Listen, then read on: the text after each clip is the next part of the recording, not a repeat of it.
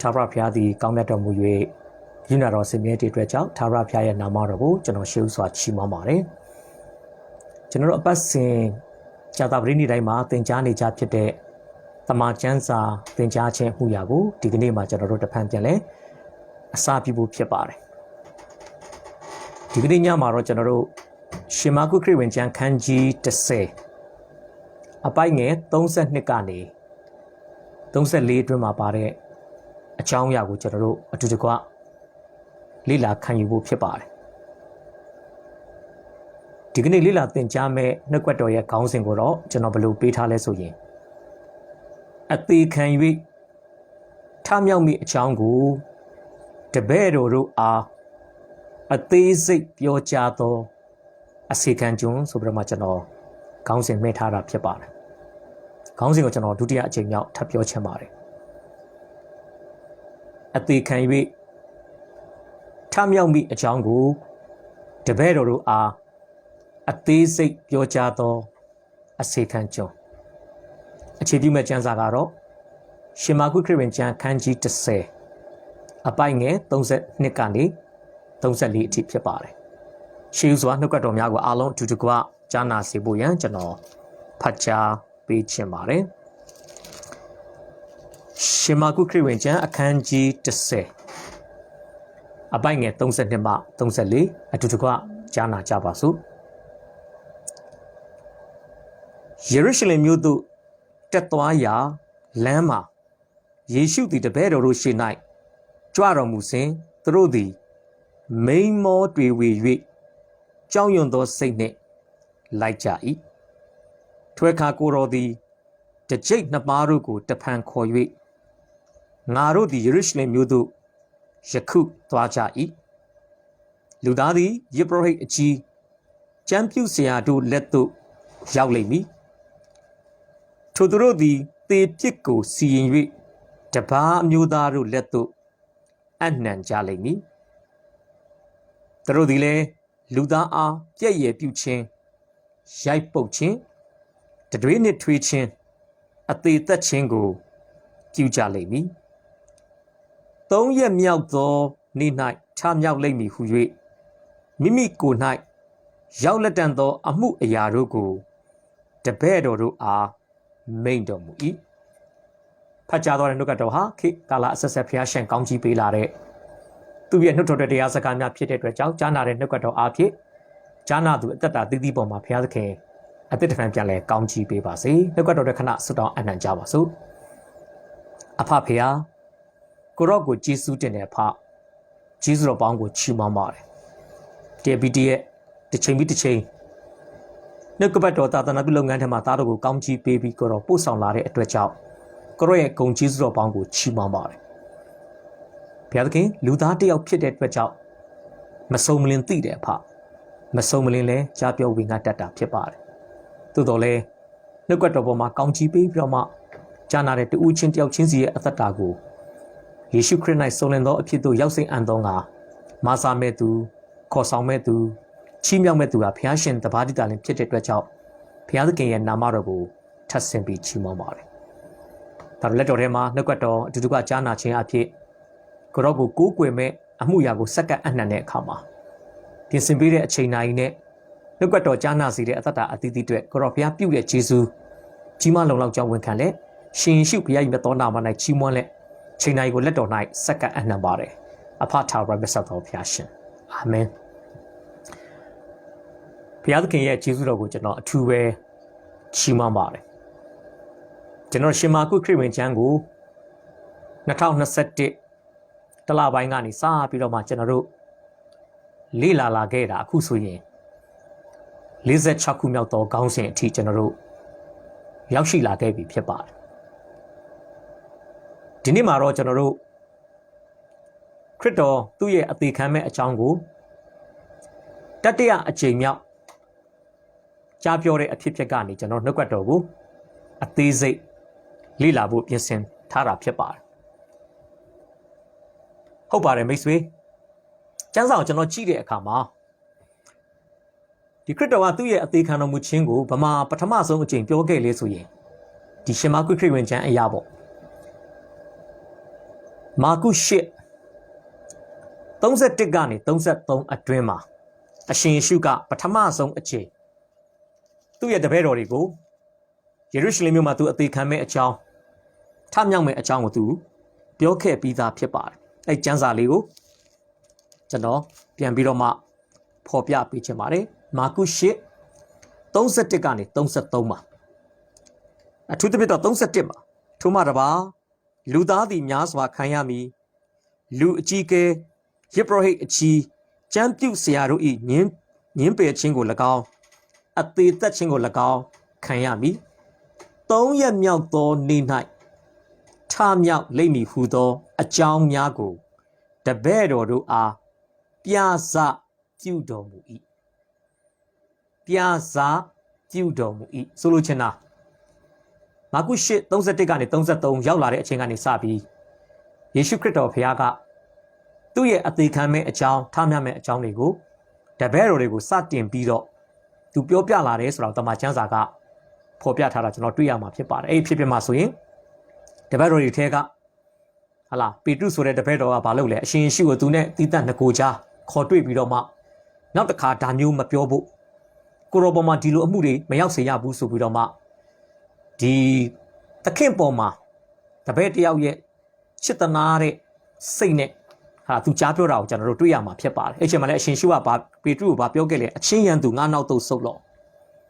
ဒါကတော့ပေတရုကိုရန်သူလို့အရှင်ရှုပြောချင်တာထက်ပေတရုကိုအသုံးပြုပြီးကားတိုင်းမှာအသေးခံမဲ့အရှင်ရှုရဲ့ကြွလာတော်မူခြင်းရည်ရွယ်ချက်ကိုစီးတားဖို့ရန်ကြိုးစားတဲ့ပေတရုနောက်ကနေအလုတ်လုတ်နေတဲ့စာရမဏကိုအရှင်ရှုကယဉ်ညွန်းပြီးအချင်းရန်သူလို့ဖော်ပြခဲ့တာဖြစ်ပါတယ်ဒါပထမအချိန်သူရဲ့အသေးခံမဲ့အမှုရာထားမြောက်မဲ့အမှုရာကိုအရှင်ရှုပြောတာဖြစ်ပါတယ်ဒုတိယအချိန်ကျတော့မာကု9 30နဲ့32ကြားမှာကျွန်တော်တို့ထပ်တွေ့ရမှာဖြစ်ပါတယ်အဲ့မှာတော့31 32မှာသူဘာပြောလဲအကြောင်းမူကားလူသားသည်လူတို့လက်သို့အနှံခြင်းကို၎င်းအသေးသက်ခြင်းကို၎င်းခံရမည်ခံပြီးမှ3ရက်မြောက်သောနေ့၌ထမြောက်လိမ့်မည်ဟုသောအကြောင်းများကိုတပည့်တော်တို့အားပြတော်မူ၏လို့ပြောပါတယ်ကျွန်တော်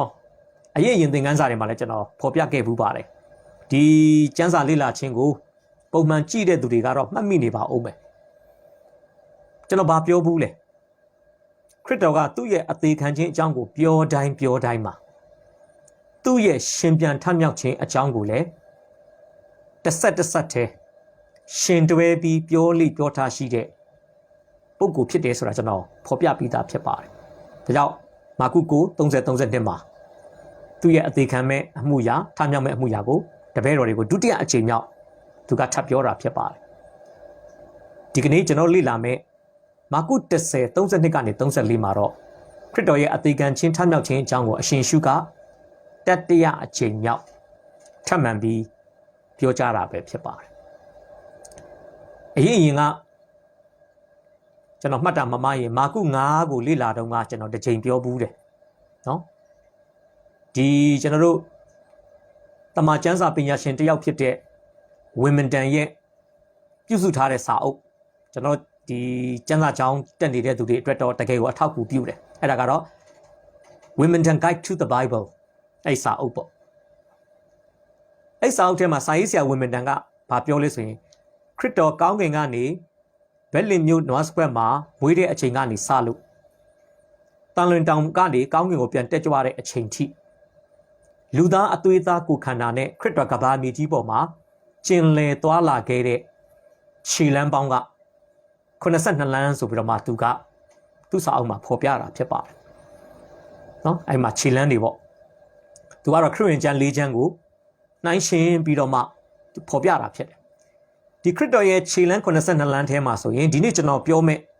အဖြစ်ပေါ့နော်မာကု10 32ကနေ34အတွင်းမှာပါတဲ့အဖြစ်တွေကအရှင်ယေရှုရဲ့ပြောမယ်ဆိုရင်48ခုမြောက်ခြေလမ်းထဲမှာအကျုံးဝင်နေတာဖြစ်ပါတယ်48ခုမြောက်ခြေလမ်းတော့ဒီနေ့ကျွန်တော်လေ့လာမယ့်အစိတ်ပိုင်းကိုကျွန်တော်နှစ်ပိုင်းခွဲထားတယ်နံပါတ်1ဘေးကောင်းစဉ်ကတော့ ယေရုရှလင်မြို့သို့ကြွတော်မူခြင်းအဲ့ဒါကတော့အပိုင်ငယ်32ကိုကျွန်တော်အခြေခံပြီးတော့မှဒီခေါင်းစဉ်လေးပေးထားတာဖြစ်ပါတယ်။နောက်ကျွန်တော်တို့အပိုင်ငယ်33 34နှစ်ပိုက်ကိုအခြေပြုပြီးတော့မှဘယ်လိုခေါင်းစဉ်လေးကျွန်တော်နံပါတ်1ဘေးခေါင်းစဉ်ဘယ်လိုပေးထားလဲဆိုရင်ယေရုရှလင်မြို့တွင်မိမိ၌ရောက်လက်တန့်သောအမှုတို့ကိုပြောကြားခြင်းဆိုပြီးတော့မှကျွန်တော်ခေါင်းစဉ်ပေးထားတာဖြစ်ပါတယ်။ပြန်ပြောမယ်။နံပါတ်1ဘေးခေါင်းစဉ်ကအပိုင်ငယ်32ကိုအခြေပြုပြီးယေရုရှလင်မြို့သို့ကြွတော်မူခြင်းဒုတိယဘေးခေါင်းစဉ်ကတော့အပိုင်ငယ်33 34နှစ်ပိုက်ကိုအခြေပြုပြီးယေရုရှလင်မြို့၌မိမိ၌ရောက်လက်တန့်သောအမှုတို့ကိုပြောကြားခြင်းဆိုပြီးတော့မှကျွန်တော်ဘေးခေါင်းစဉ်တစ်ခုကျွန်တော်ပေးထားတာဖြစ်ပါတယ်ကျွန်တော်ဘေးခေါင်းစဉ်တစ်ခုကျွန်တော်ပေးထားတာဖြစ်ပါတယ်ဟုတ်ပြီဒါဆိုကျွန်တော်တို့ခေါင်းစဉ်နံပါတ်1ကိုကျွန်တော်တို့အတူတကွကျွန်တော်ကြည့်ဖို့ဖြစ်ပါတယ်เนาะခေါင်းစဉ်နံပါတ်1ခေါင်းစဉ်နံပါတ်1ကယေရုရှလင်မြို့သို့ကြွတော်မူခြင်းအဲ့ဒါကိုကျွန်တော်ကြည့်ဖို့ဖြစ်ပါတယ်ဆောစောကလည်းကျွန်တော်စံစာလေးဖတ်ပြီးသွားပါပြီကျွန်တော်ပြန်ဖတ်ပြချင်ပါတယ်เนาะကျွန်တော်ပြန်ဖတ်ဖော်ပြပေးချင်ပါတယ်ယေရုရှလင်မြို့သို့တက်သွားကြရာလမ်းမှာယေရှုသည်တပည့်တော်တို့ရှေ့၌ကြွတော်မူစဉ်ကျွန်တော်ရက်အတိကြတော့ကျွန်တော်ဒီနှုတ်ကပတ်တော်သင်ကြားတဲ့အစီအစဉ်မစခင်အထိကျွန်တော်နီလန်ပေါင်းစုံနဲ့တော့ကျွန်တော်ရှားတယ်ကျွန်တော်လူချင်းနဲ့တိကျတဲ့ရက်တော့ကျွန်တော်မရဘူးဒီကျွန်တော်ရှင်မာကုခရစ်ဝင်ကျမ်းအခန်းကြီး7မှာခရစ်တော်ကဘက်ဖေကာရွာကနေပြီးတော့အဘယ်သူမျှမစီးဘူးတဲ့မြဲကလေးကိုစီးပြီးတော့ယေရုရှလင်မြို့ထဲကိုဝင်တဲ့အချိန်ပေါ့ကျွန်တော်အမြဲတမ်းအသင်းတော်တွေမှာကြားနေကြဖြစ်တဲ့တန်လွင်ခက်တနင်္ဂနွေနေ့ပေါ့ Palm Sunday အဲ့ဒီကနေခရစ်တော်ရှင်ပြန်ထမြောက်တဲ့ Easter Sunday အထိဆိုရင်နော် Palm Sunday ရှိမယ်ဗျာပြီးရင်တနင်္လာအင်္ဂါဗုဒ္ဓဟူးကြာတာပတေတောက်ကြာစနေတနင်္ဂနွေဆိုရင်တနင်္ဂနွေကနေတနင်္ဂနွေနေ့အထိဆိုရင်ဒီ Palm Sunday ကို Easter Sunday ကိုရေတွက်မယ်ဆိုရင်ရှေ့ရတာကာလရှိတာဖြစ်ပါတယ်ပြောချင်တာမာကု7ကနေနော်မာကု16ခရစ်တော်မနေ့စောစောထမြောက်တဲ့အချိန်ထိဆိုရင်စုစုပေါင်း8ရက်ဖြစ်ပါတယ်အခုကျွန်တော်ဒီနေ့ဝင်ကားမယ့်အဖြစ်အပျက်ကမာကု10ထဲမှာပါတဲ့အတွက်ကြောင့်အနည်းဆက်ဆုံးကျွန်တော်ပြောရမယ်ဆိုရင်ခရစ်တော်ကားတိုင်းခရစ်တော်တည်ခြင်းကနေရှင်ပြန်ထမြောက်တဲ့အချိန်ကနေတွက်မယ်ဆိုရင်ဒီကားတိုင်းတက်ဖို့ရန်တပတ်လောက်အလိုထမြောက်ဖို့ရန်10ရက်တာကာလအလိုလောက်မှာဒါကျွန်တော်အနည်းဆက်ဆုံးတွက်ပြတာပါဖြစ်တဲ့အဖြစ်ဖြစ်လို့ပြောလို့ရတာဖြစ်ပါဆိုလို့ချင်တာခရစ်တော်ဂါလိလဲနယ်မှာလည်းအမှုတော်ဆောင်ပြီးသွားပြီနော်ယူဒပြည်မှာလည်း6လတာကာလအတွင်းမှာအမှုတော်ဆောင်ပြီးသွားပြီခရစ်တော်ကဘာမြေကြီးပေါ်မှာဟလာနေဖို့ရက်ကဒီလက်ချိုးရည်လို့ရနေပြီဗျာရက်အနှဲငယ်ပဲကြံတော့တယ်လောကမှာသူလူစားတိလက်ခံတဲ့ရေရွယ်ချက်ဖြစ်တဲ့ကတိုင်းမှာအသေးခံအသွေးသွင်းဖို့ရန်အချိန်တန်လာပြီဖျားသခင်ရဲ့အချိန်စရာနဲ့ဆိုရင်အရှင်ရှုဒီပတ္တခါသိုးတငယ်ကဲသို့လဝါကတိုင်းဆိုတဲ့ရစ်ပလင်ပေါ်မှာပူဇော်ခြင်းကိုခံဖို့အတွက်အချိန်စိတ်ဆုံနေပြီအဲကြောင့်ခရစ်တော်ကဘာလုပ်လဲယေရုရှလင်မြို့သို့တက်သွားကြရာခရစ်တော်ကယေရုရှလင်မြို့ကိုတက်သွားနေပြီလို့ကျမ်းစာကပြောပါတယ်ဆိုလို့ရှိရင်သူ့ရဲ့နောက်ဆုံးအချိန်နာရီတွေကိုသူဖြတ်သန်းနေရပြီလဝါကတိုင်းမှာအသေးခံဖို့ရန်အတွက်ရစ်ကောင်တကောင်အနေနဲ့ပေးဆက်ဖို့ရန်အတွက်အရှင်ရှုသည်ယေရုရှလင်မြို့ကိုမျက်နှာမူပြီးတော့မှစတင်ရွေ့လျားနေပြီးစတင်ချီတက်နေပြီဖြစ်ပါတယ်ဒါကြောင့်ကျွန်တော်ရဲ့နံပါတ်1ယေရုရှလင်မြို့သို့ကြွတော်မူခြင်းဆိုတဲ့ခေါင်းစဉ်အောက်မှာနံပါတ်1ရဲ့ကကြီးပေါ့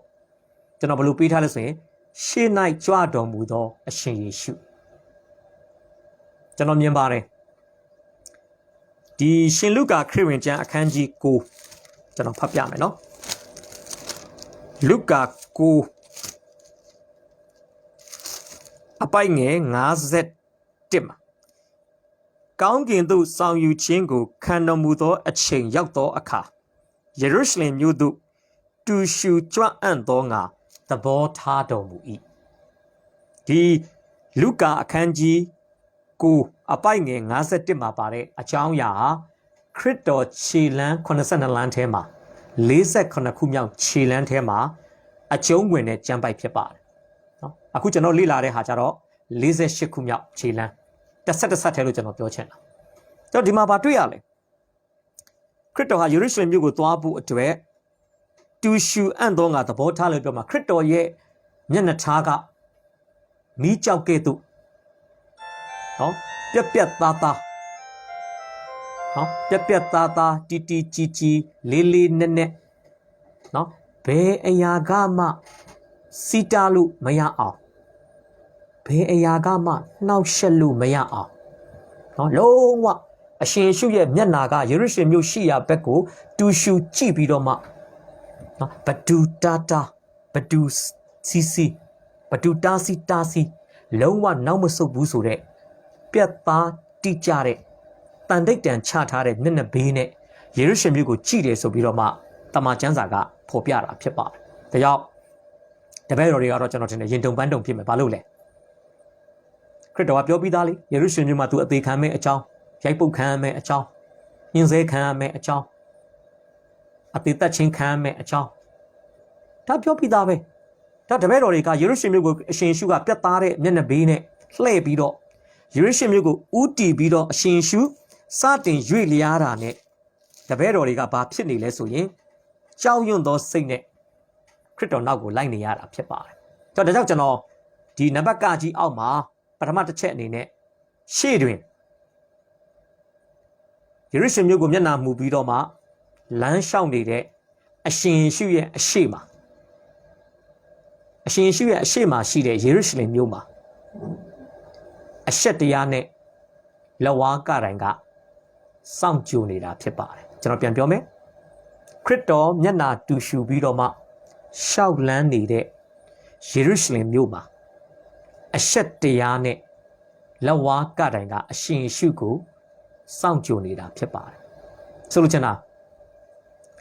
ယေရုရှလင်မြို့သွားရင်ဟလာတကယ်ကိုပျော်ရွှင်စရာကောင်းတဲ့အဖြစ်တွေနဲ့ကြုံမှာမဟုတ်ဘူးသွေးထွက်တန်ယူအဖြစ်တွေနဲ့ကြုံရမယ်ရိုက်ပုတ်ခံရမယ်မျက်နှာစတွေနဲ့အထွေးခံရမယ်နောက်လက်သီးနဲ့အထိုးခံရမယ်ပြောချင်တာကောင်းတာတစ်ခုမှမရှိယေရုရှလင်မြို့မှာအရှင်ရှုကိုစောင့်ကြိုနေတဲ့အရာတွေကတကယ်ညှင်းဆဲခြင်းတွေခိန်ဆိုးရုပ်ခြင်းတွေနော်ဒါတွေကအရှင်ရှုကိုစောင့်ကြိုနေတာဒါတွေရှိမှန်းမသိလို့သွားမိတာမဟုတ်ဘူးနော်သိနေပါလျက်နဲ့တိကြီးနဲ့ဆုံးဖြတ်ချက်ကိုခိုင်မာချပြီးအရှင်ယေရှုရဲ့ခြေလမ်းများကယေရုရှလင်မြို့ကိုဥတီပြီးတော့မှရွေ့လျားနေတာဖြစ်ပါတယ်မသိလို့သွားမိတာမဟုတ်ဘူးနော်သွားပြီးပြဿနာဖြစ်မှ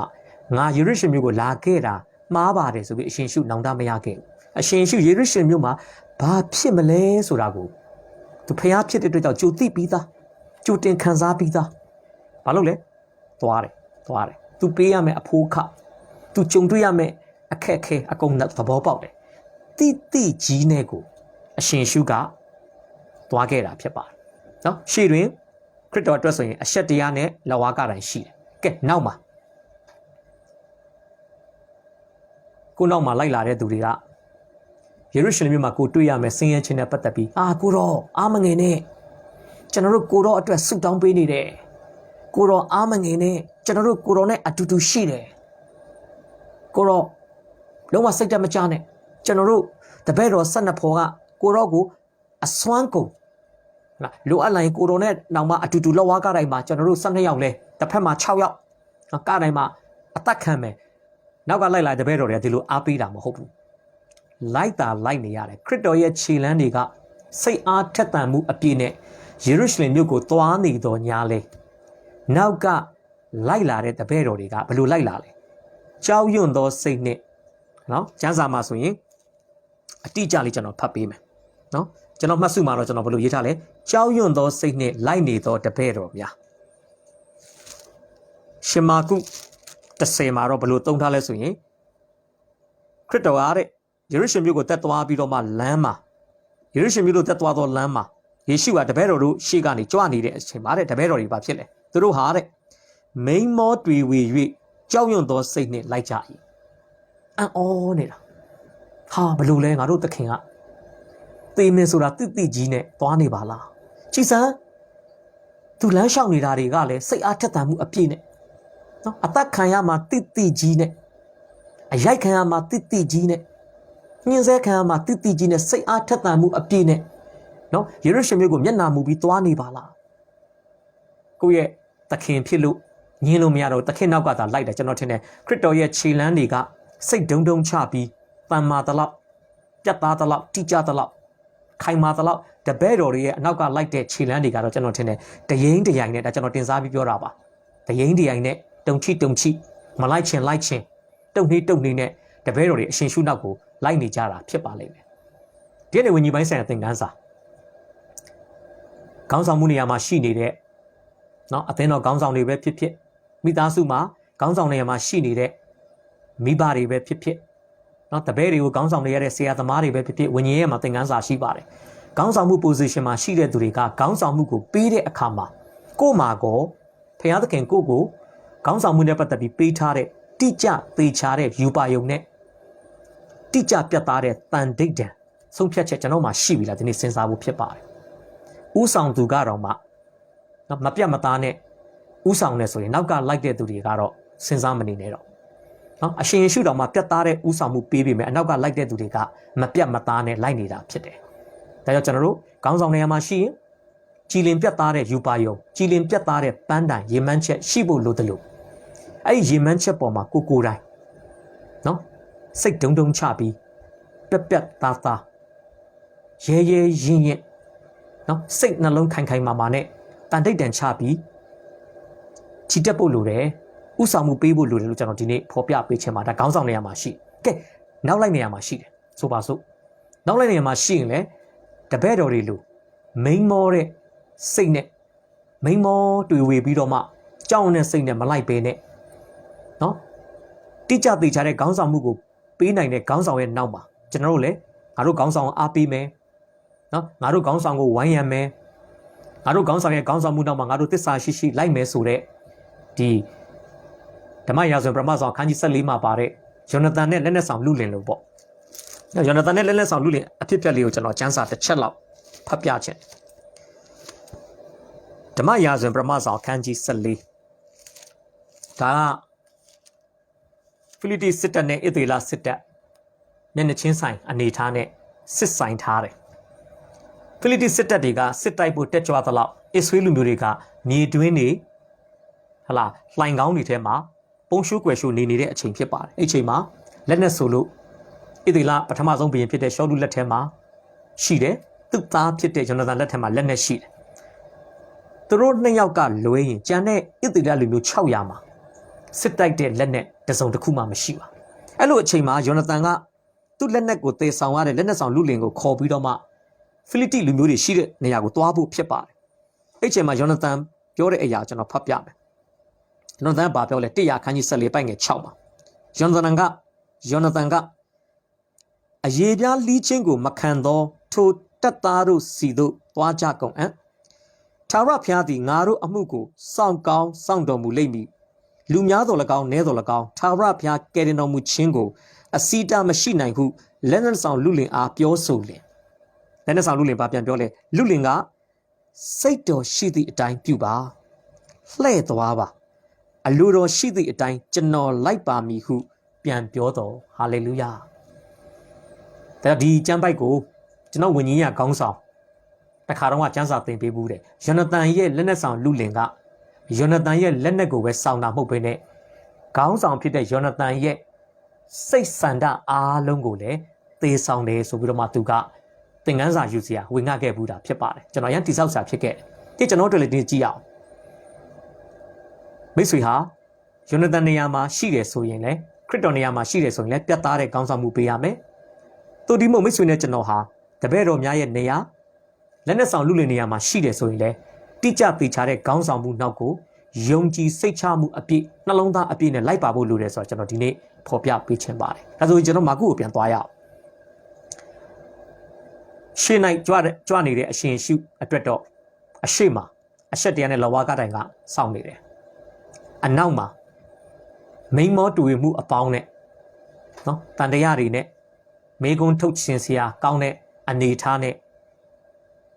ကြောက်ရွံ့တဲ့စိတ်နဲ့လိုက်နေတဲ့တပည့်တော်12ယောက်ရှိတယ်ကဲအထဲမှာလို့ကျွန်တော်ပြောတဲ့အခါမှာအရှင်ယေရှုရဲ့နှလုံးသားထဲမှာ အရှင်ရှိရဲ့အသက်တာထဲမှာဘာရှိလဲစောစောလည်းကျွန်တော်ပြောပြပြီခရစ်တော်ရဲ့အသက်တာထဲမှာရှိတဲ့အရာပါလေခိုင်မာသောဆုံးဖြတ်ချက်အရှိမအရှက်တရားနဲ့လက်ဝါးကတိုင်းအနောက်မှာကြောက်နေတဲ့တပည့်တွေဒါပေမဲ့ခရစ်တော်ရဲ့အထဲမှာတော့ခိုင်မာတဲ့ဆုံးဖြတ်ချက်ရှိနေတယ်နော်လုကာအခန်းကြီး9အပိုင်ငယ်51ကျွန်တော်ပြန်ဖတ်မယ်စောစောလည်းတစ်ချက်ကျွန်တော်ဖတ်ပြီးသွားပါပြီအဲဒီကျွန်တော်ပြန်ဖတ်ပြမယ်နော်လုကာ9:51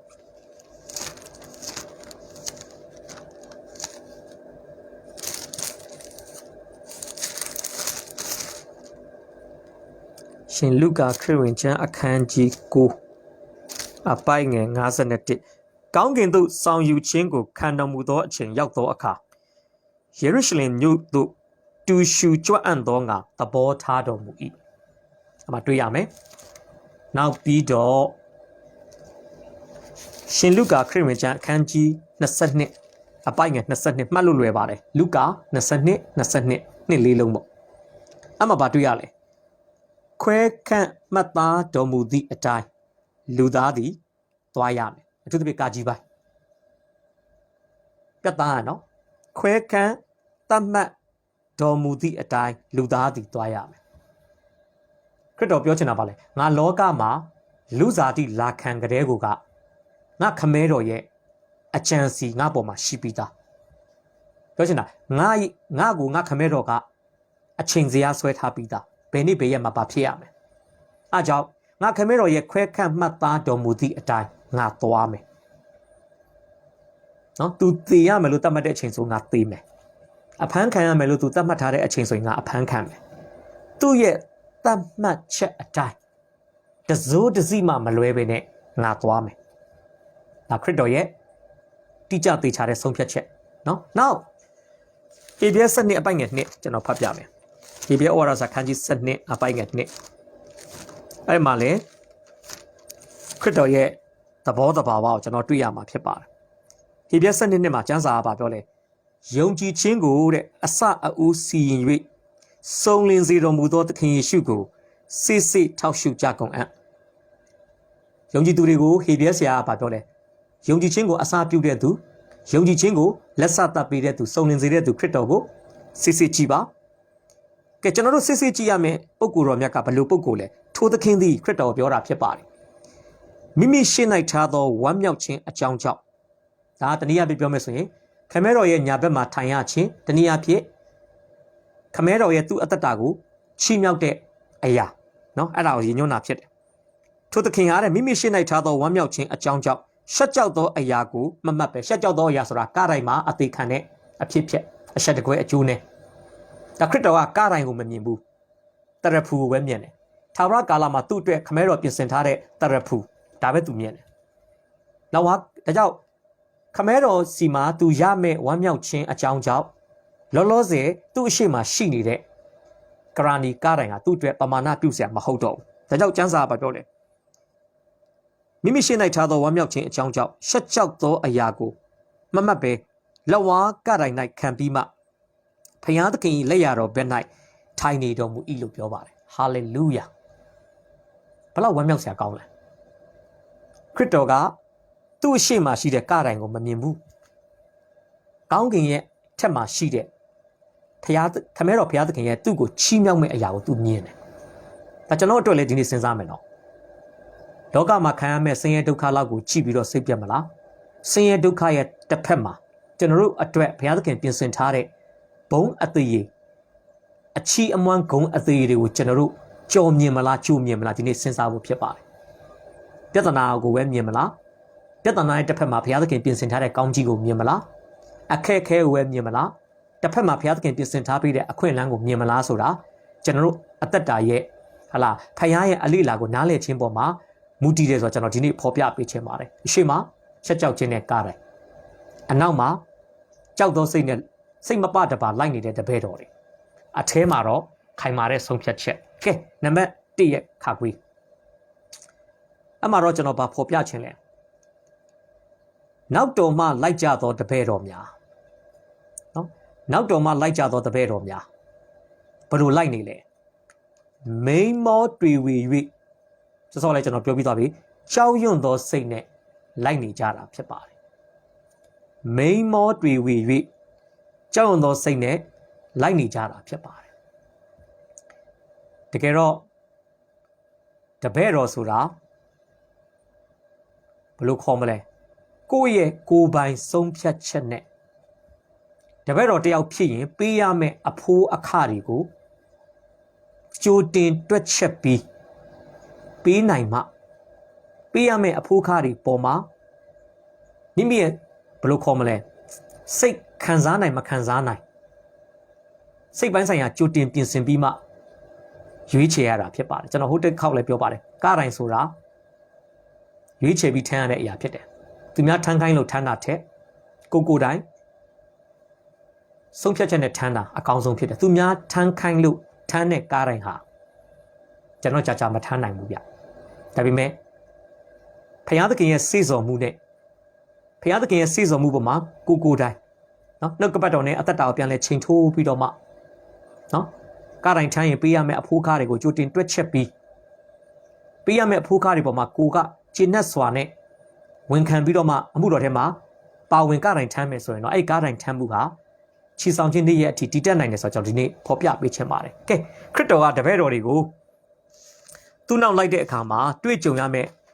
အဖိုးကားတွေနဲ့ပတ်သက်ပြီးတော့မှသူပြောတဲ့အဖြစ်အပျက်လေးကိုကျွန်တော်ဒီကညီကောင်မောင်နှမတွေကိုကျွန်တော်ဖော်ပြပေးချင်ပါတယ်အဲ့ဒါကတော့ကျွန်တော်တို့ရှင်လုကာခရစ်ဝင်ကျမ်းခန်းကြီး14အပိုက်ငယ်25ကနေ33အတွင်းမှာဖြစ်ပါတယ်လုကာ14 25ကနေ33ကျွန်တော်ဖတ်ပြချင်ပါတယ်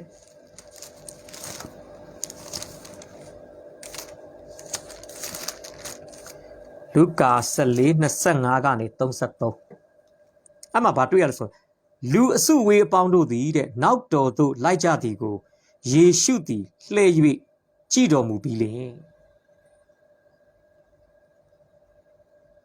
လူ9000ကိုကျွေးမွေးတဲ့အဖြစ်မှာပဲဖြစ်ဖြစ်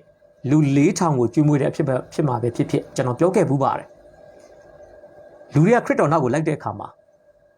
ရည်ရွယ်ချက်အမျိုးမျိုးနဲ့လိုက်ကြတယ်မုတ်စားခြင်းလို့နမိတ်လက္ခဏာမြင်ခြင်းလို့အနာရောဂါငြိမ်းခြင်းလို့ပြဿနာရှာခြင်းလို့နော်တရားဟောချက်နားထောင်ခြင်းလို့ဒါမှမဟုတ်ခရစ်တော်ကိုဘယင်နေရာမှာတင်မြောက်တဲ့မတင်မြောက်တဲ့ဆိုပြီးတော့မှအရှင်ရှုကိုအနိကဆူဆန်းဖို့စသည်ဖြစ်ဒါခရစ်တော်နောက်ကိုလိုက်ကြပေမဲ့လိုက်တဲ့လူတွေကအုတ်ရောကြောက်ရောဖြစ်နေတယ်ခရစ်တော်နောက်လိုက်တိုင်းတပည့်တော်မဟုတ်ကြောက်ခရစ်တော်ကပြောတယ်အဲ့လူအုပ်ကြီးကိုကြည့်ပြီးတော့မှအကျဉ်သူသည်မိသူမဆိုငါထံသို့လာ၍မိဘသားမယားညီအကိုနှမတို့ကို၎င်းထိုမြမကမိမိအသက်ကို၎င်းမမုန်းထိုသူသည်ငါတပည့်မဖြစ်နိုင်ရခရစ်တော်ပြောချင်တာပါလေငါတပည့်ဖြစ်ချင်တဲ့သူဟာလောကမှာရှိတဲ့အရာတွေအားလုံးထက်ငါ့ကိုဦးစားပေးရမယ်တပည့်တော်ဖြစ်ချင်တဲ့လူတစ်ယောက်ရဲ့ဘဝအသက်တာမှာအရှင်ယေရှုဟာနံပါတ်1ဖြစ်ရမယ်ကဲသူဆက်ပြောတယ်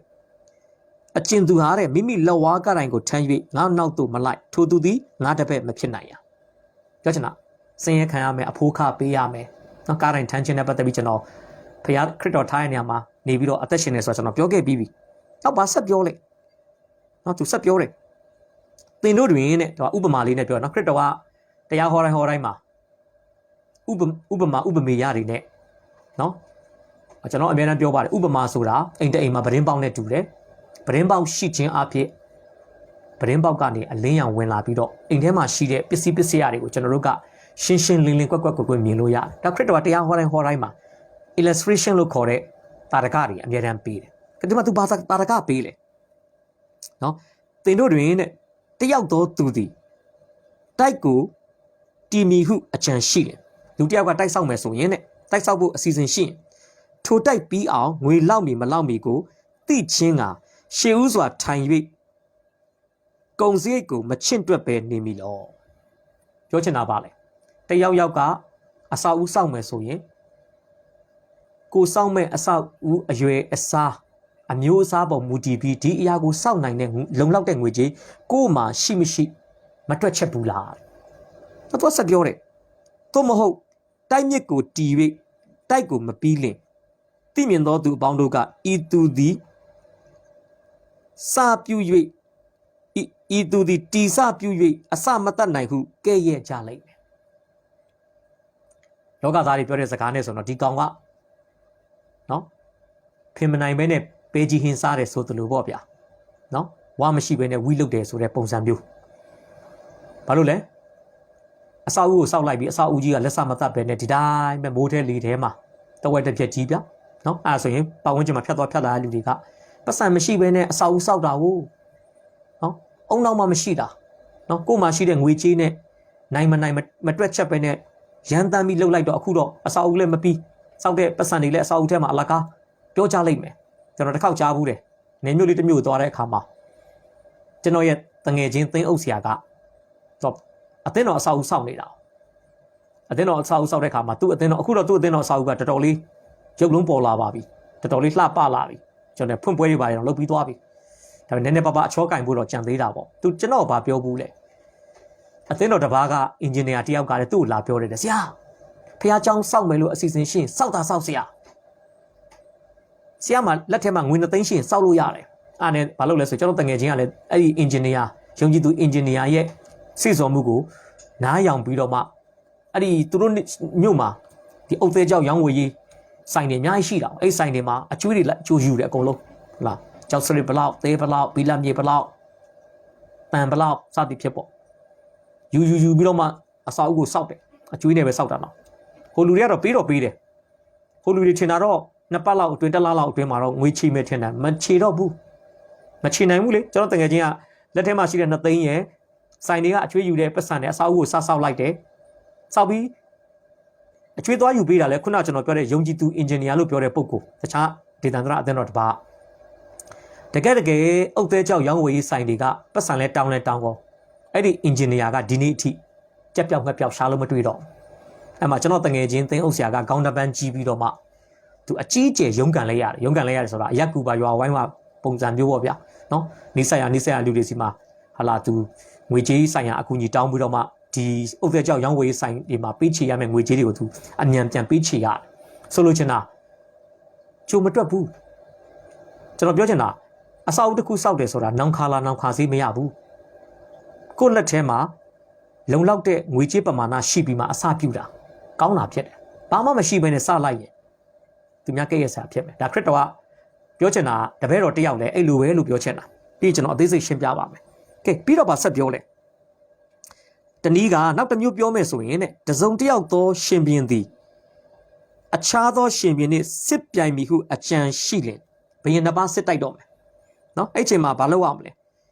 လူ2000နဲ့ချီလာသောရှင်ဘင်ကိုတဲ့လူ1000နဲ့ခံနိုင်ပြီမခံနိုင်ပြီကိုရှေ့ဥစွာထိုင်၍မစင်ကြင်မဲနေပြီလားဒီခေတ်မှာတော့ခေတ်မီလက်နက်တွေသုံးတဲ့စစ်ပွဲတွေဖြစ်တဲ့အတွက်ကြောင့်လူနေချင်းများချင်းကစစ်ပွဲရဲ့အနိုင်ရှုံးကိုတတ်မှတ်လို့မရအောင်ဟုတ်ရှေ့တုန်းကတော့အဲ့လိုမဟုတ်ဘူးဟုတ်ရှေ့တုန်းကတော့ကာယအားကိုအားကိုပြီးတော့ဓာတ်တွေလှန်နေတဲ့တိုက်တဲ့အတွက်ကြောင့်အရေးအတွက်များတဲ့တိုင်းပြည်ကအနိုင်ရဖို့အလားလာပိုကောင်းတယ်2000နဲ့1000ဆိုတော့နှစ်ချိုးတစ်လူ2ယောက်နဲ့1ယောက်နဲ့ရင်ဆိုင်ရမှာလေအဲ့ဆိုတော့စဉ်းစားတဲ့လူ2000နဲ့ချီတက်လာတဲ့ရှင်ဘီရင်ကိုလူ1000နဲ့ပြန်ခုခံလို့နိုင်မနိုင်ကြိုတင်ပြီးတော့တွက်ချက်တယ်နော်ခံနိုင်မီကိုစင်ချင်းမခံနိုင်သည်မှန်လင်းနဲ့အခြားသောရှင်ဘီဝေးသေးသောအခါတန်တမန်ကိုစီလွတ်၍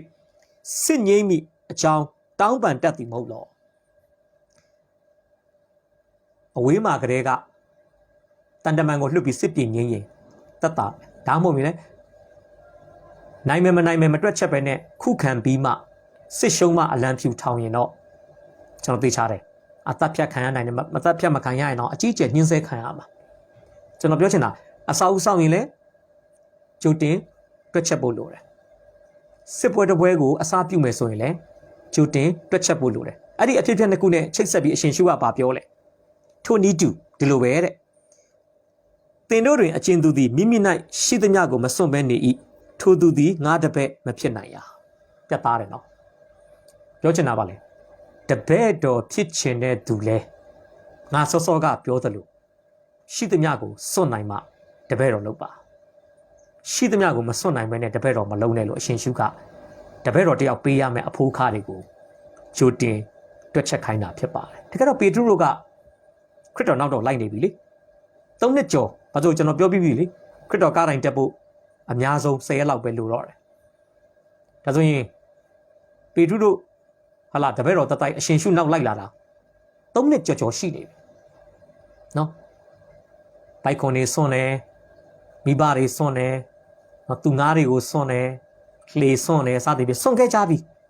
ဒါပေမဲ့ခုနကကျွန်တော်ပြောသလိုတကယ်နှစ်ဖူးတွေ့ဒူးတွေ့ကားတိုင်းလမ်းကိုမျက်နာမူပြီးရှောက်ရတော့မယ်ဆိုတဲ့အခါမှာသူတို့ဘာဖြစ်လဲရှောက်ယွန့်သောစိတ်နဲ့သူတို့ခရစ်တော်နောက်ကိုလိုက်တယ်ဆိုတော့တမန်ကျမ်းစာမှာကျွန်တော်တို့တွေ့ရမှာဖြစ်ပါတယ်ဒါကြောင့်ဒီမှာရှိတဲ့ချစ်တော်ညီကောင်မောင်နှမတွေကိုလည်းကျွန်တော်နှုတ်ကပတ်တော်ကနေတဆင့်တတိလည်းပေးခြင်းနဲ့အားလည်းပေးခြင်းနဲ့အဲ့ဒါကပါဆိုရင်ယုံကြည်သူတယောက်အနေနဲ့အမှုတော်မြတ်ထဲမှာရက်တည်မယ်ဆိုရင်ခရိယန်တယောက်အနေနဲ့အမှုတော်မြတ်ထဲမှာပါဝင်မယ်ဆိုရင်အဖိုးအခရှိတယ်ဆိုတာဘယ်တော့မှမမေ့ပါနဲ့အဲ့ဒီအဖိုးအခတွေကိုတွက်ချက်ပြီးမှအမှုတော်မြတ်ထဲမှာပါဝင်လာခြင်းသာလေကျွန်တော်တို့အမှုတော်မြတ်ထဲမှာတက်လုံကောင်းကောင်းနဲ့အမှုတော်ဆောင်နိုင်ဖို့ဖြစ်တယ်ဆိုတာကျွန်တော်ဒီနေ့ဖော်ပြပေးခြင်းပါတယ်ကဲအလားတူပဲကျွန်တော်ဘု து အကြောင်းလေးကိုထပ်ပြီးတော့ဖြစ်ဆိုပြောဆိုခြင်းလဲဆိုရင်တမန်တော်ရှင်ပေါလုနော်ပေါလုဖြစ်လာမယ်ရှောလုတမန်တော်ဝတ္ထုခန်းကြီး9မှာဓမ္မသက်မြို့သွားတဲ့လမ်းမှာခရစ်တော်ဘုရားကသူ့ကိုအမှုတော်မြတ်ထဲမှာစပြီးတော့မှခေါ်တာဖြစ်ပါတယ်အဲ့ချိန်မှာဓမ္မသက်မြို့မှာရှိတဲ့တပည့်တော်အာနနီကနေတဆင့်တမန်တော်ရှင်ပေါလုကသူ့ပေါ်မှာထားတဲ့ဘုရားသခင်ရဲ့အကြံစီတော်ကိုသူနားလေသဘောပေါက်ခွင့်ရခဲ့တာဖြစ်ပါတယ်အမှတမန်တော်9အပိုင်ငယ်15မှာဘာတွေ့ရလဲဆိုရင်15ကနေကျွန်တော်15 16ပေါ့သခင်ဖျားကလည်းထိုသူကတပါးအမျိုးသားနှင့်ရှင်ပြန်တို့ထံသို့၎င်းဣသရေလအမျိုးသားတို့ရှိရာသို့၎င်းငါဤနာမကိုပို့ဆောင်စေခြင်းကငါရွေးကောက်သောတစားဖြစ်၏အကြောင်းမူကားထိုသူသည်ငါ၏နာမကြောင့်အပေမျှလောက်စင်းရဲခံရမည်ကိုငါသည်သူ့အားပြမည်ထို့ကြောင့်သင်သွားလော့ဟုအာနနိအားမိန့်တော်မူ၏ဒါအာနနိတပည့်တော်အာနနိကိုတမန်တော်ရှင်ပေါလုဖြစ်လာမယ်ရှောလုနဲ့ပတ်သက်ပြီးသခင်ဖျားယေရှုဖျားကမိန့်မာနေတာဖြစ်ပါတယ်မိန့်မာပြီးတော့မှအပိုင်ငယ်16ရောက်လာတဲ့အခါမှာအာနနိသည်လည်းသွား၍အိမ်သို့ရောက်လင်ရှောလုအပေါ်၌မိမိလက်ကိုတင်၍ညီရှောလုသင်လာသောလမ်း၌သင်အားထင်ရှားတော်မူသောသခင်ယေရှုသည်တင်းမျက်စိမြင်ပြန်စေခြင်းကသင်ကိုတန်ရှင်သောဝိညာဉ်တော်နှင့်ပြည့်စေခြင်းက၎င်းငါကိုစေခန့်တော်မူသည်ဟုပြောဆို၏ကျွန်တော်ပြောချင်တာအာနနိကနေတဆင့်ပေါလုအပေါ်မှာဘုရားသခင်စီစဉ်ထားတဲ့အကြံစီတွေကိုတမန်တော်ရှင်ပေါလုသိခွင့်ရလိုက်တယ်ပြောချင်တာမင်းအမှုတော်မြတ်ထဲမှာအဖိုးခါတွေပေးရမယ်နော်ခက်ခဲမှုတွေနဲ့ကြုံရမယ်နော်ရှင်မင်းတွေအရှိကိုရောက်မယ်တပါးမျိုးသားတွေအရှိကိုမှအမှုတော်ဆောင်အောင်မယ်စသည်ဖြစ်ဘုရားရှင်ကကြိုပြောပြီးသားအဲ့ဒီအတွက်ကြောင့်တပည့်တော်တယောက်ပေးရမယ်အဖိုးခတမန်တော်တယောက်ပေးရမယ်အဖိုးခကိုတိကြီးနဲ့အမှုတော်ထဲမှာပါလာတဲ့တမန်တော်ရှင်ပေါလုဟာနော်ယေရုရှလင်မြို့ကိုသွားတဲ့အခါမှာအဖမ်းခံရမယ်ဆိုတာတိကြီးနဲ့ဘလို့တုတ်ပြန်ခဲ့လဲဆိုတာကျွန်တော်တမန်တော်ဝိတ္ထုခန်းကြီး20အပိုင်ငယ်22ကနေ24အတွင်းကိုကျွန်တော်ဖတ်ပြချင်ပါတယ်ယခုမှာတဲ့ငါသည်ဝိညာဉ်တော်အားဖြင့်ချီနှောင်ခြင်းကိုခံ၍ယေရုရှလင်မြို့သို့သွားရ၏ထိုမြို့၌အဘယ်အမှုရောက်မည်ကိုမသိသို့တော်လည်းချီနှောင်ခြင်းညှင်းဆဲနှိပ်စက်ခြင်းနော်ချီနှောင်ခြင်းညှင်းဆဲနှိပ်စက်ခြင်းအမှုတို့သည်ငါကိုဆိုင်းလင့်သည်ဟုတန်ရှင်သောဝိညာဉ်တော်သည်ခတ်သိမ်းသောမြို့တို့၌ငါအားတတ်သိခံတော်မူ၏ပေါလုသိတယ်ယေရုရှလင်မြို့ကိုသွားရင်ကျင်းသေးပါအဖမ်းခံရမယ်ဘာလို့လမ်းခုဖြတ်တန်းလာတဲ့ခီးစဉ်တစ်လျှောက်မှာဘုရားသခင်က prophet ကိုအသုံးပြုပြီးသူ့ကိုပြောပြီးသားပြီးတော့ဗာဆက်ပြောလိုက်တို့ရာတွင်တဲ့ဒါပေမဲ့ဖယားသခင်ဤကျေးဇူးတော်နှင့်ရှင်သောဧဝံဂေလိတရားကိုတတ်သိခံစေခြင်းကသခင်ယေရှု၏လက်မှခံခဲ့ပြီးသောဓမ္မဆရာအမှုတည်းဟုသောငါဆောင်ရွက်ရသောအမှုကို ဝမ်းမြောက်စွာပြီးစီးမိအကြောင်းထိုညင်းဆဲခြင်းအမှုတစ်စုံတစ်ခုကိုမြငါသည်ပမာဏမပြုကို့အသက်ကိုလည်းနှမျောခြင်းမရှိလို့ပြောပါတယ်ဟာလေလုယာသိတယ်ပေါလုသိတယ်ယေရုရှလင်မြို့သွားရင်ဘာတွေဖြစ်ဖြစ်မလဲ तू သိတယ်ခရစ်တော်လည်းသိတယ်ပေါလုလည်းသိတယ်ဒါပေမဲ့သူတို့သွေးမကြောင်ခဲ့ဘူးနော်သွေးမကြောင်ခဲ့ဘူးကားတိုင်းလမ်းကိုမလွဲရှောင်ခဲ့ဘူးတိကြီးနဲ့ကိုနှစ်ယောက်လုံးယေရုရှလင်မြို့ကိုမျက်နှာမူပြီးတော့မှခိုင်မာတဲ့တန်တိတ်တံခိုင်မာတဲ့ဆုံးဖြတ်ချက်တွေနဲ့ဘာလို့ကလဲသူတို့ချီတက်ခဲ့တာဖြစ်ပါတယ်ချီတက်ခဲ့ကျွန်တော်လည်းဒီနေ့ကျွန်တော်တို့အတွက်ဖြစ်ပါတယ်ကျွန်တော်လည်းအမှုတော်မြတ်ထဲမှာပါဝင်ရင်ပေးရမယ့်အဖိုးခါတွေကိုကျွန်တော်ယုံကြည်ပါတယ်နှုတ်ကပတ်တော်တွေသင်ကြားခံယူခြင်းအဖြစ်ကျွန်တော်တို့သိထားပြီးသားကြားထားပြီးသားနားလည်ထားပြီးသားသဘောပေါက်ပြီးသားဖြစ်ပါလိမ့်မယ်ဒါကြောင့်ဒီအဖိုးခါပေးခြင်းဆိုတာ theory အရသဘောပေါက်နေတဲ့အကြောင်းအရာတစ်ခုမဟုတ်ဘဲနဲ့လက်တွေ့ရှင်းသုံးရမယ့်အကြောင်းအရာတစ်ခုဖြစ်တယ်ဆိုတာကျွန်တော်ဒီနေ့ဖော်ပြပေးခြင်းပါတယ်ဒါကြောင့်ကျွန်တော်ရဲ့ပထမအချက်ကိုကျွန်တော်အဆုံးသတ်မယ်ဆိုရင်အရှိကနေကြွတဲ့အရှင်ရှုကတော့စိတ်အားထက်သန်မှုအပြည့်နဲ့တည်ကြည်တဲ့ဆုံးဖြတ်ချက်ခိုင်မာတဲ့ဆုံးဖြတ်ချက်အပြည့်နဲ့ချီတက်နေပေမဲ့အနောက်ကလိုက်တဲ့တပည့်တော်တွေကတော့တုံနေတုံချိဆိုသလိုအော်မိမောတွေ့ဝေချင်းတွေကြောက်ရွံ့ချင်းတွေနဲ့လိုက်တယ်ဆိုတာကျွန်တော်တို့တွေ့ရမှာဖြစ်ပါတယ်ကဲနံပါတ်1ကိုသွားရအောင်နံပါတ်2မှာတော့ကျွန်တော်ဘယ်လိုဖော်ပြချင်လဲဆိုရင်ယေရုရှလင်မြို့တွင်မိမိ၌ရောက်လက်တန့်သောအမှုတို့ကိုကြားပြောခြင်းဒါ33 34မှာဖြစ်ပါတယ်ဒီသင်ခန်းစာအစမှာလည်းကျွန်တော်ပြောပြီးသွားပါပြီအသေးခံ၍ထမြောက်မိအကြောင်းကိုတပည့်တော်တို့အားပြောကြားသောအစီခံကြုံလို့ကျွန်တော်ခေါင်းစဉ်မမဲ့ထားဘူးဘယ်လိုမဲ့ထားလဲအသေးခံ၍ထမြောက်မိအကြောင်းကိုတပည့်တော်တို့အားအသေးစိတ်ပြောကြားသောအစီခံကြုံအဲ့အသေးစိတ်ဆိုတာကိုတတိချက်စေချင်တယ်ဒါကြောင့်နံပါတ်1မှာယေရုရှလင်မြို့တွင်မိမိ၌ရောက်လက်တန့်သောအမှုတို့ကိုပြောကြားခြင်းလို့ကျွန်တော်ပြောတဲ့အခါမှာသူအသေးစိတ်ပြောတယ်ဗျနော်ဘယ်လိုပြောလဲမာကု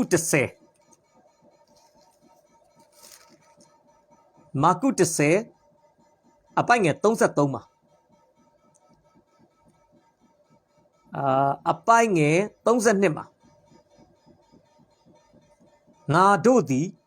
ယေရုရှလင်မြို့သို့ယခုသွားကြ၏ကျွန်တော်မဆုမှာလည်းကျွန်တော်ပေးထားပါတယ်ငါတို့သည်ယေရုရှလင်မြို့သို့ယခုသွားကြ၏ဒါခရစ်တော်ပြောတဲ့စကားအဲ့ဒါကဗမာလာပြီးတော့မှပြည့်စုံတယ်ရှင်မာကုခရစ်ဝင်ကျမ်းခန်းကြီး7အပိုင်ငယ်1ကနေ73အတွင်းမှာကျွန်တော်တွေ့ရမယ်နော်အပိုင်ငယ်1ကနေ73အတွင်းမှာ1ကနေ7ပေါ့1ကနေ7အတွင်းမှာကျွန်တော်တွေ့ရမယ်ပြီးရင်မာကု7ထဲမှာပဲကျွန်တော်တို့ဆိုရင်မာကု7 1ကနေ sorry ကျွန်တော်ပြောတာမှားသွားတယ်မာကု7 1ကနေမာကု73 30ခွန်ပေါ့ဒီအတော်အတွင်းမှာများတော့များတယ်နော်ကျွန်တော်မဖတ်ပြတော့ဘူးမာကု7 1ကနေမာကု73 30ခွန်အတွင်းမှာဒီအကြောင်းအရာကိုကျွန်တော်တွေ့ရမှာဖြစ်ပါတယ်နော်ခရစ်တော်ဟာယေရုရှလင်မြို့ကိုသွားတဲ့အကြောင်းကိုမာကု7နော်ဒီနောက်လာမဲ့တပတ်ကျော်လောက်မှာကျွန်တော်လေ့လာမဲ့ဒီဘက်ဖေကာရွာကအဘယ်သူမှမစီးဘူးတဲ့မြဲလေးကိုစီးပြီးအရှင်ရှုယေရုရှလင်မြို့ထဲဝင်တဲ့ကိစ္စပေါ့နော်ဒီကိစ္စကနေမာကု73 30ခွန်အတွင်းမှာခရစ်တော်ယေရုရှလင်မြို့ကိုသွားတဲ့အကြောင်းကျွန်တော်တွေ့ရမှာဖြစ်ပါတယ်ပြောချင်တာမာကု10မှာပြောသောအစိတ်အပိုင်းလေးသည်မာကု7 1ကနေ73 30ခွန်အတွင်းမှာသွားပြီးပြည့်စုံတာဖြစ်ပါတယ်ခရစ်တော်ကပြောတာကိုကောင်းကင်နဲ့နေကြီးမတည်တော်လဲငါစကားဆိုတော့ခရစ်တော်နှုတ်ကထွက်တဲ့စကားတွေကပြောပြီးပျောက်သွားတာမဟုတ်ဘူးပြောပြီးရင်ပြည့်စုံလာတာဖြစ်ပါတယ်ဟာလေလုယာနောက်သူကဆက်ပြောတယ်ယေဘရဟိတ်အကြီးကျမ်းပြုဆရာတို့လက်သို့ရောက်လိမ့်မည်အဲ့ဒါကမာကု14အပိုင်ငယ်1နဲ့2မာကု14 43ကနေ53အတွင်းမှာအဲ့ဒီအချက်လဲပြည့်စုံလာတာဖြစ်ပါတယ်မာကု14 1နှစ်မှာဆိုရင်ထို့နောက်2ရက်လွန်လင်ပတ္တခါအာဇုမပွဲရှိ၏ ရစ်ပရိတ်အကြီးတို့နဲ့ကျမ်းပြုဆရာတို့သည်ကိုတော်ကိုအပေတို့ပရိယေအားဖြင့်ဖန်ဆီး၍တိုက်ရအန်နီဟုရှာကြံကြ၏သို့တော်လဲလူများတို့သည်ယုံရင်ခတ်ဖြစ်မိကိုစိုးရင်၍ပွဲနေ့တွင်မပြုတ်နှင့်ဦးဟုပြောဆိုကြ၏အဲ့ဒါက43ကနေ53မှာတော့လာပြည့်စုံတာဖြစ်တယ်နော်အပိုက်ငယ်43ကနေကျွန်တော်တို့ဗမာတွေ့ရလဲဆိုရင်အပိုက်ငယ်53ပေါ့43မှာတော့ထို့သောမိန့်တော်မူစဉ်တွင်တပည့်တော်တစ်ကြိမ်နှစ်ပါးအဝင်ဖြစ်သောယုဒရှကာတို့နှင့်အတူတဲ့ယစ်ပရိတ်အကြီးကျမ်းပြုဆရာလူအကြီးအကဲများဆေလွတ်သောလူအစုဝေးအပေါင်းတို့သည်ဓာနှင့်ဒုတ်များကိုကင်လက်ချက်ချင်းလာကြ၏53ထိုသူတို့သည်ယေရှုကိုယစ်ပရိတ်မင်းထံသို့ဆောင်သွားကြ၏ထိုမင်းထံ၌ယစ်ပရိတ်အကြီးလူအကြီးအကဲကျမ်းပြုဆရာအပေါင်းတို့သည်စီဝေးကြ၏ဒါကြောင့်မာကု30မှာအရှင်ရှုပြောခဲ့တဲ့ယစ်ပရိတ်အကြီးကျမ်းပြုဆရာတို့လက်သို့ရောက်လိမ့်မယ်ဆိုတဲ့အရာကမာကု14 1နှစ်မာကု14 43 53မှာပြည့်စုံတာဖြစ်ပါပြီးတော့ခရစ်တော်ဘာပြောသေးလဲသေပြစ်ကိုစီရင်ကြလိမ့်မည်အဲ့ဒါကမာကု14 55ကနေ65မှာပြည့်စုံတာဖြစ်ပါတယ်မာကု14 54ကနေ65မာကု14 55ကနေ65 55မှာယေဘရဟိတ်အကြီးတို့နှင့်လွတ်အရာရှိအပေါင်းတို့သည်ယေရှုကိုတတ်ရမည့်အကြောင်းသက်သေကိုရှာတော်လဲမတွေ့ကြ65မှာထိုအခါအချို့တို့သည်ကိုတော်ကိုတရွေးနှင့်ထွေးကြ၏မျက်နာကိုဖုံးပြီးလျှင်လက်သီးနှင့်ထိုးလက်ပရောဖက်ပြု၍ဟောတော်မူပါဟုဆိုကြ၏မင်းလူတွေတို့သည်ပါတော်ကိုလက်နှင့်ပုတ်ကြ၏အထူးသဖြင့်တော့အရှင်ရှိကိုသူတို့သေပြစ်ကိုစီရင်ဖို့ရှာကြံကြတယ်ကဲ15တစ်နော်ဒီနောက်တစ်ချက်ကပါဆိုရင်တပါးမျိုးသားတို့လက်သို့အနံကြလိမ့်မည်အဲ့ဒါကမာကု15အပိုက်ငယ်1မှာပြည့်စုံတာဖြစ်ပါတယ်နန်းတဲ့ချိန်တွင်နဲ့ယေဘရဟိတ်အကြီးတို့သည်တဲ့မဆိုင်မလင့်ပဲလူအကြီးအကဲကျမ်းပြုဆရာလွတ်အရာရှိအပေါင်းတို့နှင့်တိုင်ပင်ချင်းကိုပြု၍ယေရှုကိုချီနှောင်ပြီးလျှင်ပိလတ်မင်းထံသို့ဆောင်၍အလိုက်ကြ၏ပိလတ်မင်းဆိုတာတပါးမျိုးသားယောမအစိုးရခန့်ထားတဲ့အရာရှိဖြစ်ပါတယ်ဒါကြောင့်ဒီတပါးမျိုးသားလက်သို့အနံကြလိမ့်မယ်ဆိုတော့နှုတ်ကပတ်တော်ကမာကု15အပိုက်ငယ်1မှာသွားပြီးပြည့်စုံတာဖြစ်ပါတယ်နောက်ပြီးတော့မှပြည့်ရပြုခြင်းရိုက်ပုတ်ခြင်းတတွေးနှင့်ထွေးခြင်းအသေးသက်ခြင်းကိုပြုကြလိမ့်မည်အဲ့ဒါကတော့မာကု15အပိုက်ငယ်1ကနေအပိုက်ငယ်38အတွင်းမှာများတဲ့အတွက်ကြောင့်ကျွန်တော်မဖတ်တော့ပါဘူးဒီနှုတ်ကပတ်တော်ပြည့်စုံတာဖြစ်ပါတယ်အတွေ့အပြတော့မာကု15နှစ်ကနေ38ပေါ့အဲ့ဒီနှုတ်ကပတ်တော်ကပြည့်စုံတာဖြစ်ပါတယ်ဆောစောကကျွန်တော်ဖတ်သွားတဲ့မာကု14 65မှာလည်းကျွန်တော်တွေ့ရမယ်နော်ခရစ်တော်လက်သီးနဲ့ထိုးကြတဲ့စတွေးနဲ့ထွေးကြတယ်စတဲ့အရာတွေပြည့်စုံတာဖြစ်တယ်ဆိုတော့ကျွန်တော်ဒီနေ့ပြောချင်တာကရှင်မာကုခရစ်ဝင်ကျမ်းအခန်းကြီး10အပိုက်ငယ်33 34မှာဖျားစင်စစ်ဖြစ်တဲ့သုံးပါးတလုံးတွားသောဖျားထဲမှာဒုတိယမြောက်ပုဂ္ဂိုလ်ဖြစ်တဲ့ယေရှုခရစ်တော်ဖျားရဲ့နှုတ်ကထွက်တဲ့အသေးစိတ်ထွက်လာတဲ့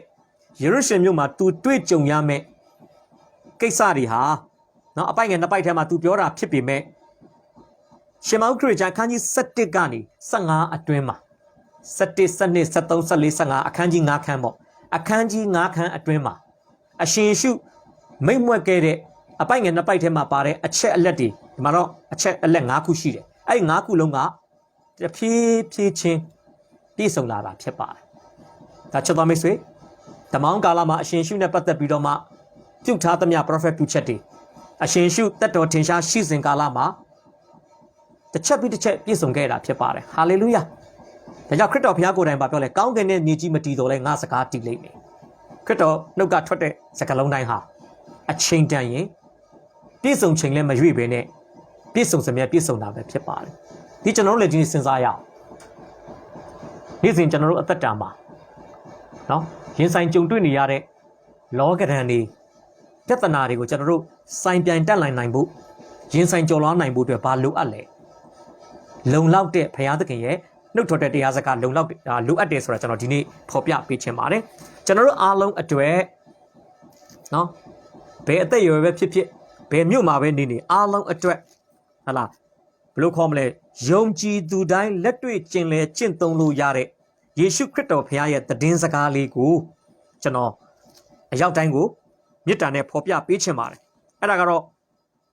ယောဟန်ခရစ်ဝင်ကျမ်းခန်းကြီး16ပိုက်ငယ်33ကျွန်တော်လက်ရှိကျွန်တော်တွေ့ကြုံနေရတဲ့နော်လောကီမှုရေးတွေအထွက်လဲဒီကျမ်းပိုက်ကလက်တွေ့ကြတာဖြစ်ပါတယ်နော်ဖတ်ပြမယ်သင်တို့သည်ငါ့ကိုအမိပြု၍ငြိမ်သက်ခြင်းရှိစေခြင်းကဤစကားကိုငါဟောပြောပြီသင်တို့သည်လောက၌ဆင်းရဲဒုက္ခကိုခံရကြလိမ့်မည်သို့တော်လည်းမစိုးရိမ်ကြနှင့်ငါသည်လောကကိုအောင်ပြီဟုမိန့်တော်မူ၏ဟာလေလုယာလောကမှာယုံကြည်သူတယောက်အနေနဲ့ခက်ခဲမှုတွေမတွေ့ဘူးပြဿနာတွေမတွေ့ဘူးလို့အရှင်ရှုကအာမခံချက်မပေးဘူးနော်ယုံကြည်သူဖြစ်ရင်လောကမှာလူသားတယောက်ပြီးလောကရန်တရားထဲမှာကျွန်တော်ဖြတ်တန်းရမယ်ငွေကြေးခက်ခဲနိုင်တယ်နော်ငွေတွေထုတ်လို့မရတာဘဏ်ထဲမှာငွေရှိရသားနဲ့ ATM မှာတန်းစီတယ်ကိုယ်ကလေးမရောက်ခင်မှာငွေကုန်သွားတာမျိုးတွေကိုတန်းစီတဲ့နေကြမှာဟာဒီ ATM ဆက်ထဲမှာပတ်စံမထည့်တာတွေအခက်ခဲမှုရှိနိုင်တယ်နော်ရေပြဿနာငွေကြေးပြဿနာနောက်သားသမီးတွေမလိမ္မာတာနော်နောက်ကျန်းမာရေးမကောင်းတာအများကြီးရှိနိုင်တယ်ဒါပြောမယ်ဆိုရင်လောကမှာခံရတဲ့ဆင်းရဲဒုက္ခဒါယေရှုဘုရားပြောတဲ့ဂတိတော်ပါလေတိုးတော်လည်းမစိုးရင်နဲ့ငါသည်လောကကိုအောင်ပြီဟာလေလုယတနည်းအားဖြင့်ပြောချင်တာက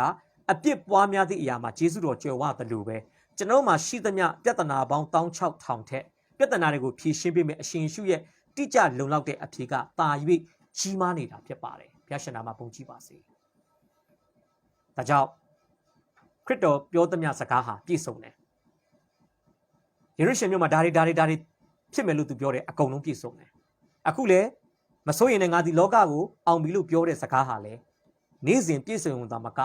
လာမယ့်အနာဂတ်ကာလမှာလည်းပြည့်စုံအောင်မဲ့စကားဖြစ်ပါတယ်ကဲစာလံ119အပိုက်ငယ်165ကဲ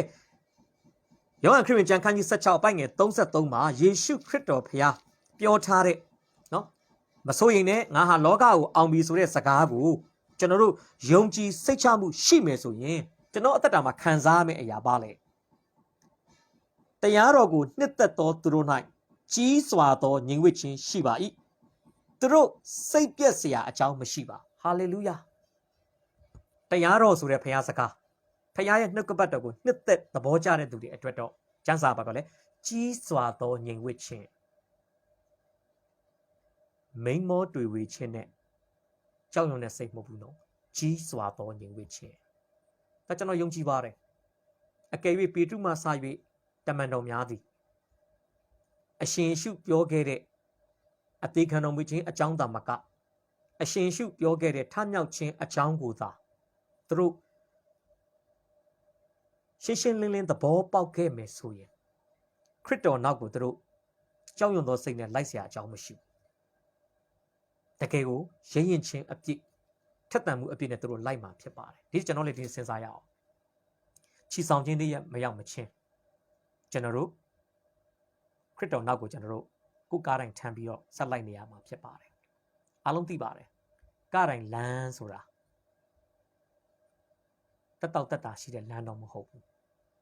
အဖိုးအခပေါင်းမြောက်များစွာနဲ့တစားဆင်ထားတဲ့လမ်းဖြစ်ပါတယ်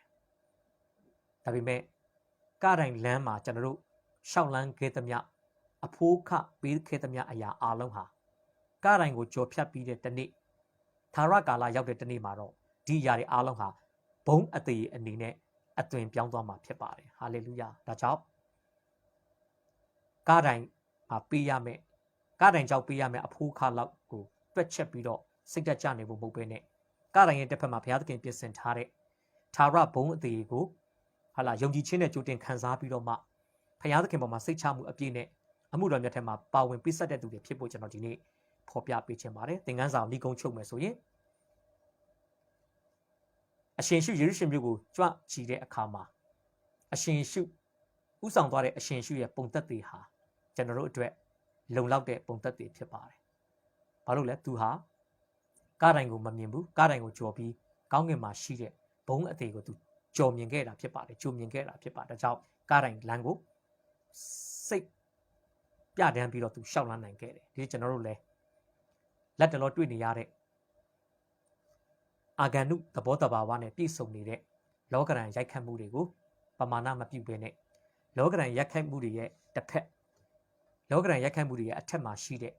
ဖယားသခင်ရဲ့မဆာခြင်းကောင်းမြတ်ခြင်းတွေကိုယုံကြည်ခြင်းအပြည့်ထိုးဖောက်မြင်တွေ့ပြီးတော့မှတရားတော်၌ညီဝတ်မှုအပြည့်နဲ့သွားလာခြင်းလေတဲ့သူတွေစိတ်ပြည့်စရာအကြောင်းမရှိတဲ့သူတွေဖြစ်သွားလာအသက်ရှင်ဖို့ကျွန်တော်နှုတ်ကပတ်တော်အပြည့်တိုက်တွန်းအားပေးခြင်းပါတယ်နှုတ်ကပတ်တော်အပြည့်အသက်တာသီးသီးပေါ်မှာဖယားသခင်အသက်ထံပြန်လဲကောင်းချီးပေးပါစေနှုတ်ကပတ်တော်ရဲ့ခဏဆုတောင်းအနံ့ဖို့ဖြစ်ပါတယ်ယေရှုရှင်ဖကိုရောကိုယေရှုတင်တယ်ကျွန်တော်ပေါင်းကိုချီးမွမ်းပါတယ်ဒီနေ့မှာလဲအရှင်ယေရှု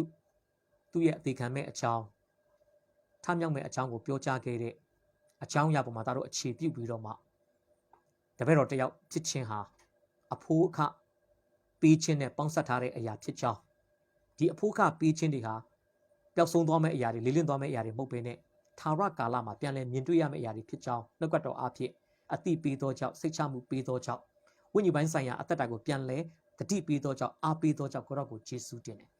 နှုတ်ကပတ်တော်အဖြစ်အသက်တာသီးမှာကောင်းကြီးမင်္ဂလာဖြစ်စေပါအချိန်တိုင်းကိုပြန်လဲဆက်ကပ်တဲ့အခါမှာရှင်ရှုဖျားကြီးမြတ်သောနာမနဲ့ချီးမွမ်းတဲ့အချိန်တိုင်းကိုလက်တော်၌ဆက်ကပ်အနံ့ပါတယ်အဖထာဝရမဆက်တော်ဖျားရှင်အာမင်ရောက်တိုင်းပေါ်ဖျားရှင်ကောင်းကြီးပေးပါစေ